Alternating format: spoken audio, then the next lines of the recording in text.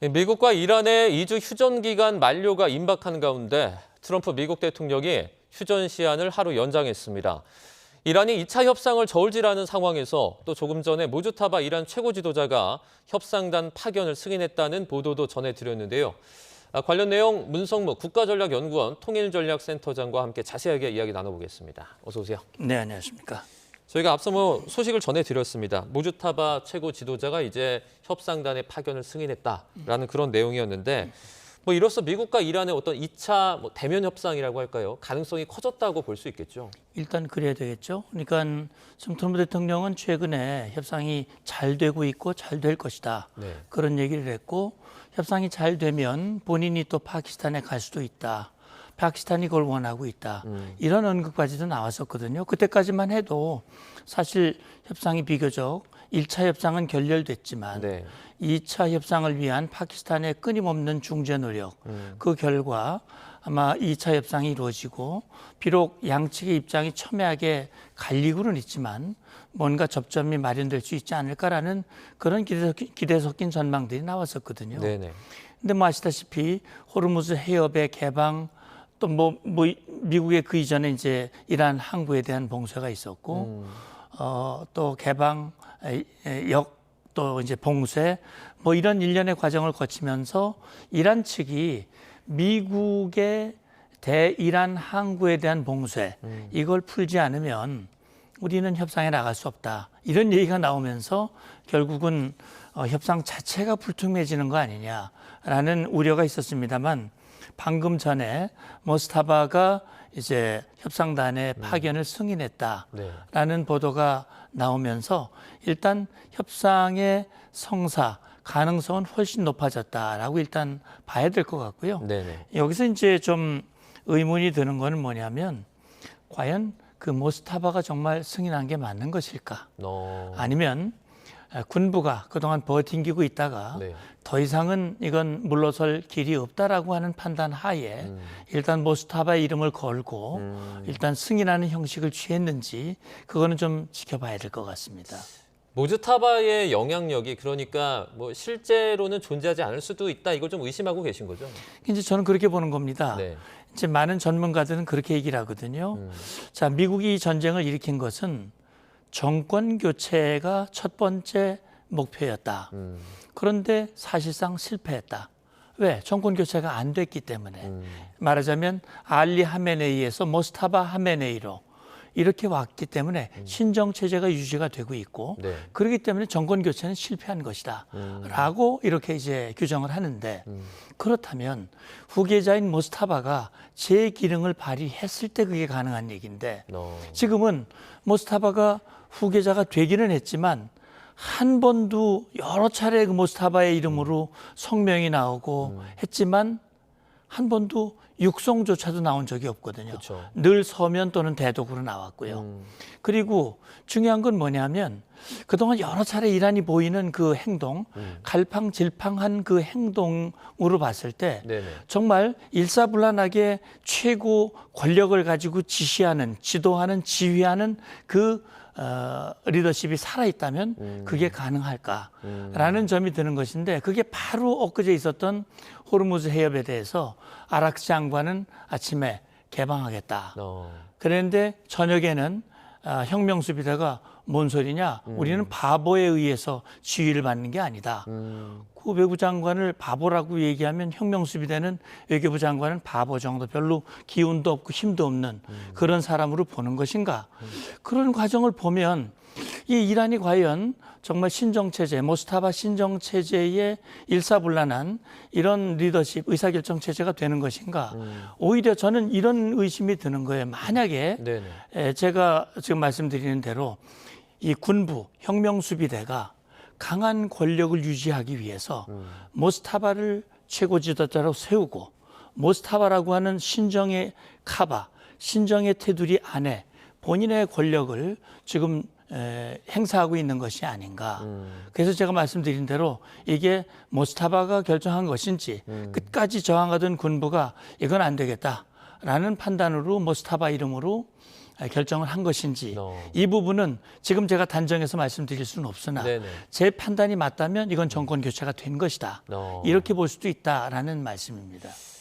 트럼프 대통령이 휴전 시한을 하루 연장했는데 처음에는 많은 언론에서도 이게 혹시 말실수인가 이런 어떤 의혹을 좀 가지고 있었는데 결국에는 하루 연장을 했잖아요. 이게 뭐 전략적으로 이유가 있습니까?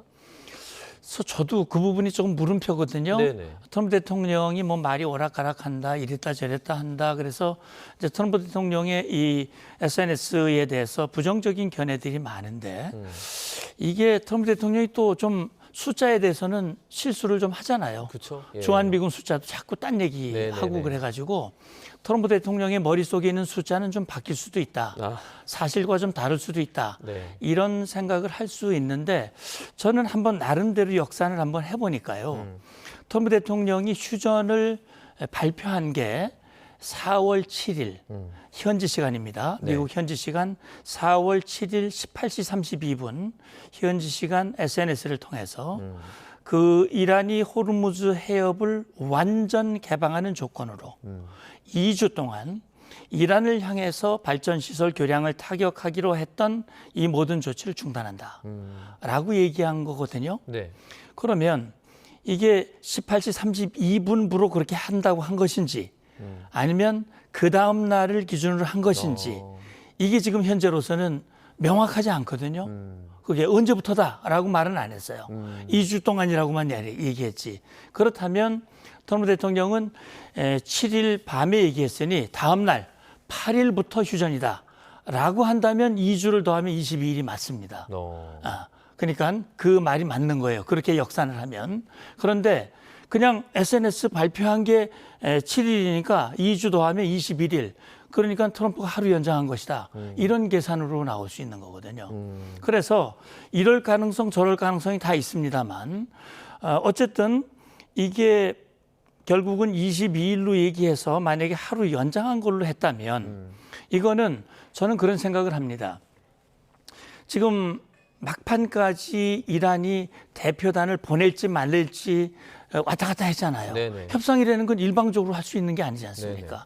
상대가 와야 협상을 할 수 있는데 그러니까 이란 측의 대표단이 오는 게 결정이 아직 안 됐으니 그거를 휴전 이제 끝났어. 이제부터는 군사행동이야. 이렇게 하기에는 상당히 어려웠을 것이다라는 생각이 들고요. 또 트럼프 대통령이 그런 발표를 하기 직전에 지금 미국이 안보회의를 했거든요. 네네. 관련 장관들을 모아놓고 트럼프 대통령이 수기를 했습니다.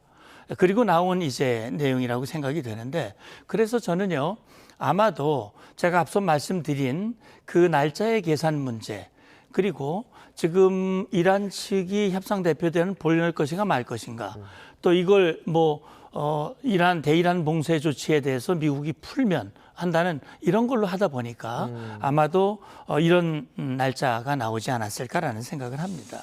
벤스 부통령이 뭐 곧 파키스탄에 방문할 예정이다라는 소식도 나왔는데 만약에 협상이 잘 진행되면 트럼프 대통령이 직접 등판할 가능성도 있을까요?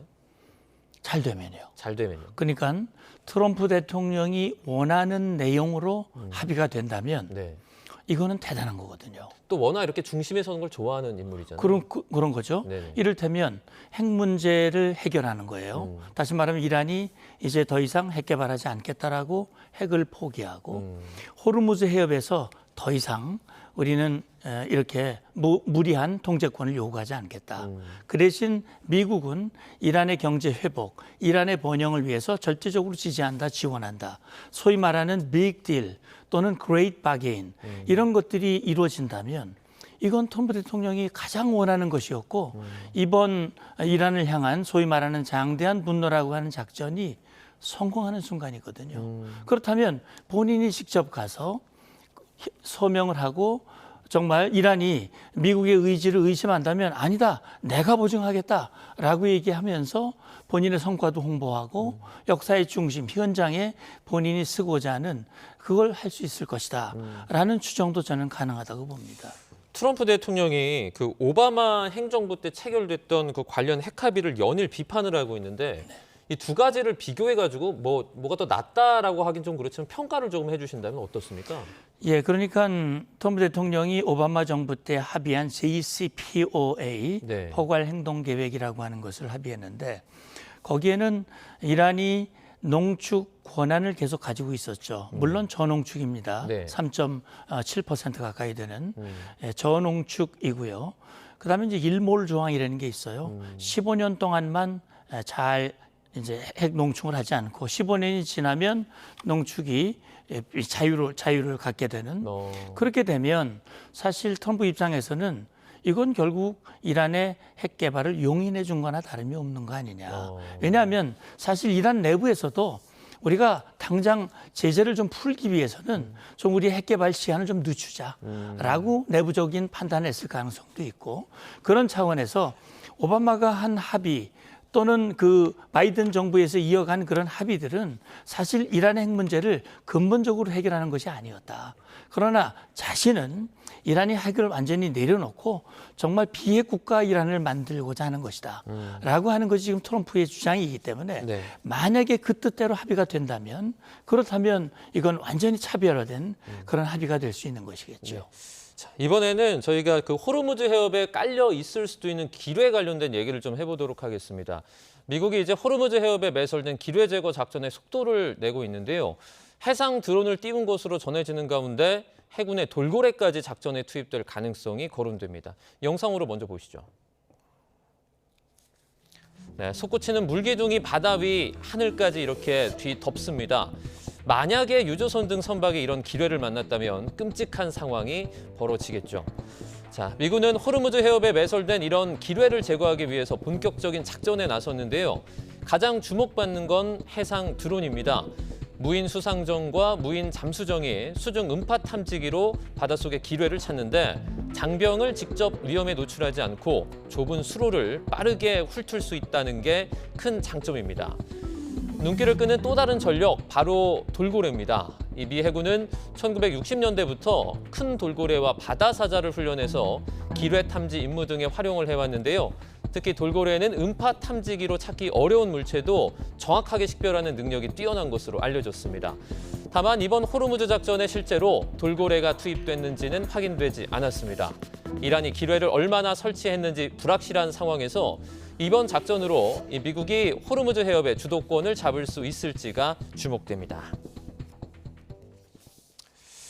미국이 가지고 있는 기뢰 제거 능력은 저희가 어느 정도 수준이라고 볼 수 있습니까? 그러니까 다 제거를 할 수 있나요? 기뢰가 어떻게 깔려 있는지, 얼마나 광범위한지, 또 수심이 얼마나 깊고 어떤 형태의 기뢰가 깔려 있는지에 따라 좀 다르겠죠. 네. 그러나 미국의 기뢰 제거 능력은 상당히 높은 것으로 알고 있고요. 다만 그 기뢰를 제거하기 위한 그 소해함은 상당히 오래됐기 때문에 상당히 퇴역들을 많이 하고 있는 걸로 알고 있습니다. 네. 그리고 이제 요즘 방금 소개를 해주셨습니다만 과거에는 사람이 이렇게 이제 소해함을 통해서 제거하는 그런 방식을 주로 했다면 네네. 이제는 저렇게 무인 수상정이나 무인 잠수정을 이용을 해서 기뢰를 제거한다면 인명 손실을 줄일 수 있고요. 그만큼 정확도를 높일 수 있기 때문에 좋은 거고 돌고래도 사실 활용을 했다고 그래요. 네네. 우리가 전장에서 동물의 힘을 많이 이용하거든요. 말이라든지 또는 그 군견이라든지 우리 사람이 할 수 없는 것을 이 동물들이 하기 때문에 사람을 뛰어넘는 그런 능력을 많이 이용을 합니다. 네. 그러나 이 돌고래를 실제 호르무즈 해협에서 투입할 가능성은 높지 않다고 보고요. 지금 얘기하고 있는 무인 잠수정 MK18 모드 2라고 하는 이런 이제 이 킹피시, 나이프피시라고 하는 이런 것들을 최대한 이용을 해서 할 텐데 전 해군 사령관 얘기로는 호르무즈 해협 자체가 좁기 때문에 30km 정도 되죠. 상당히 네. 광범위한 폭이 아닐 거고 두 번째는 이란이 사실 자기들이 기뢰를 뿌린 적이 없다고 그랬어요. NCND를 했죠. 뿌렸다고 말도 안 했고 안 뿌렸다고 말도 안 했고 그렇기 때문에 상당히 양은 많지 않을 텐데 어쨌든 기뢰를 제거한다고 하는 것은 나머지 2천여 척 묶여 있는 이 유조선들이나 선박들을 자유롭게 통항할 수 있도록 그다음에 이란의 호르무즈 통제권을 이 제압하는 그런 효과가 있기 때문에 저는 뭐 미국이 할 것이고 만약에 상황이 좋아지면 아마 유럽이라든지 나토 이런 국가들이 함께 할 가능성이 있다고 봅니다. 짧게 하나만 더 여쭤보겠습니다. 네. 그 미군이 호르무즈 해협 봉쇄하고 나서 그 가운데 이란 그 선박선이 그러니까 거기를 통과했다라는 소식이 나오고 있는데 이게 그 미군이 이 배를 그 탐지하지 못한 겁니까? 아니면 그냥 이렇게 뭐 놔준 것으로 저희가 해석을 해야 됩니까? 예, 지금 한 척은 납포를 해서 네. 지금 수색을 하고 있지 않습니까? 네네네. 남아 협상을 눈앞에 두고 있기 때문에 또 다시 납포를 해서 하는 것은 전반적으로 협상에 이 부정적인 영향을 줄 수도 있기 때문에 아마 그 부분을 고려한 그런 조치일 가능성도 전 있다고 봅니다. 무리해서 또 다시 납포하지 않은 그런. 예, 뭐 그럴 네. 가능성이 저는 더 높지 않을까 이렇게 추정을 해봅니다. 네, 알겠습니다. 저희 중동 사태 자세히 알아봤습니다. 문성모 국가전략연구원 통일전략센터장과 함께했습니다. 고맙습니다. 감사합니다.